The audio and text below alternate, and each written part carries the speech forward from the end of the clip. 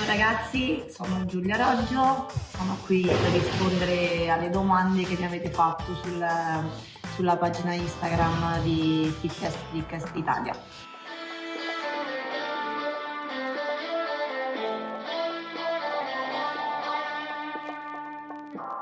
Tanto, diciamo, un anno intero di allenamento, sacrificio, tempo da organizzare nel miglior modo possibile, cercare di conciliare lavoro, vita privata e allenamento, tanto allenamento con il mio coach, ovviamente l'hanno seguita quotidianamente dalla mia coach Alessandro Riga e diciamo abbastanza.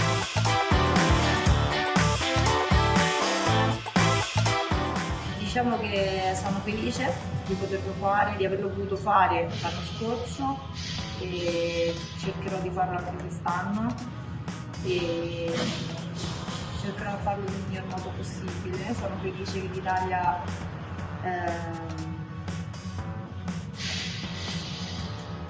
arrivi lì dove sono i migliori.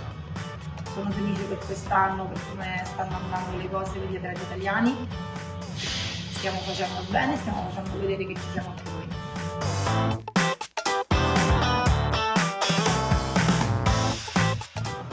Avere un coach che perlomeno per me è stato fondamentale. Senza lui, Alessandro Riga il mio coach, senza lui non sarei neanche arrivata a Roma Pro Down. Lui mi ha portato a fare i Games, è stata la mia richiesta quando l'ho conosciuto e ci è riuscito. Diciamo che è fondamentale qualcuno che ti possa seguire, che possa gestirti, che ci sono tanti momenti difficili, ci sono tante cose che non sappiamo fare, abbiamo bisogno di essere indirizzati. Diciamo che secondo me il coach è il motore di un atleta. Senza un buon coach un atleta non va da nessuna parte.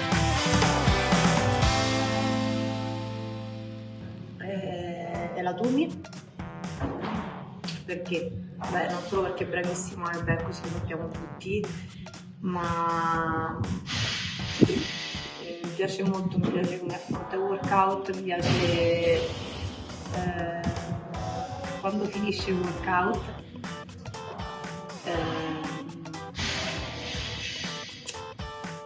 la trovo anche molto umile, che l'ho conosciuta ai Games l'anno scorso, ha appena finito un workout e non ha esitato un secondo a parlare con me quando poteva benissimo non farlo, non ha un'occasione del genere, quindi trovo che sia umilissima come persona nonostante così forte. E poi invece il fatto che con tutto che continua a vincere lei vuole continuare ad affermare la sua, chiamiamola superiorità, sì, ancora, e penso che lo farà ancora per un bel po' di tempo.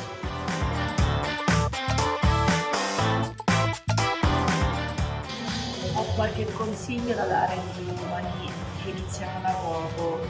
Sì, fondamentale appunto, come dicevamo, al coach, mettersi, affidarsi ad un coach che li segue, che li possa gestire bene sin dal primo momento, di non avere fretta di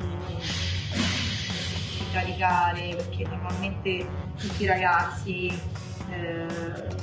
vogliono subito fare carichi alti o caricare o massimali cose, no? Bisogna partire bene dalla tecnica sin dall'inizio, perché quella poi farà la differenza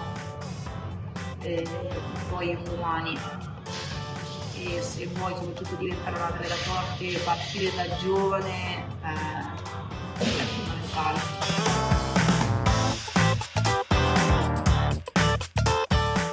Ce ne sono tanti, diciamo che ci sono tanti alti e bassi, perché è uno sport difficile, duro, come tutti gli sport fatti poi a livelli insomma agonistici.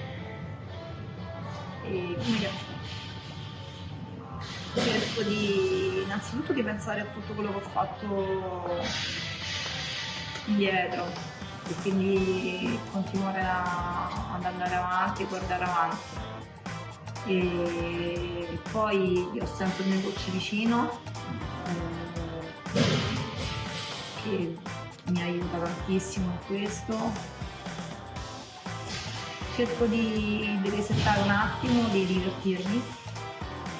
Quando sono tanto stressata cerco di fare CrossFit più in modo divertente che in modo serio, perché è quello che mi piace fare. Poi fondamentalmente mi piace molto fare CrossFit, a volte in periodi di tanto stress, quando affronti poi qualificazioni di questo tipo diventa pesante, quindi se proprio sto al limite, se ho un momento no, cerco di divertirmi e di non pensare alla parte più seria della cosa, e quindi poi da lì poi riparto. Da un po' di tempo non mangio più carne, non per una questione etica ma per una questione di scelta a livello fisico,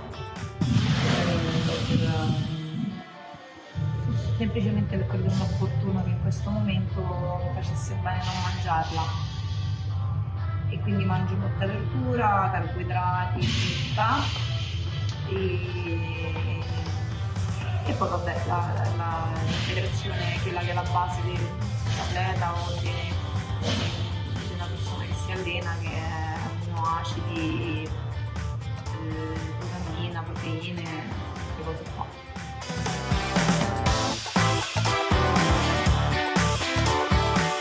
Come dicevamo prima, è difficile, ognuno ha la sua vita, ognuno ha il suo percorso. Io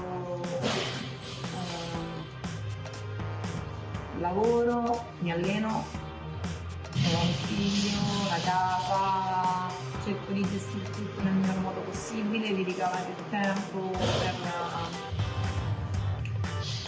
per tutto. Non è facile, diciamo che la mia vita privata e la mia vita atleta sono quasi la stessa cosa. Non c'è un'organizzazione, credo vadano di pari passo. Quando fai una vita da atleta diventa una cosa sola, perché poi cerchi di organizzarti il lavoro in modo cerchi di dormire in funzione cerchi di organizzare purtroppo anche la vita di stare vicino con mio figlio Ueno, in maniera di poi poterti allenare, poter fare, e qui ritorniamo al discorso di sacrificio.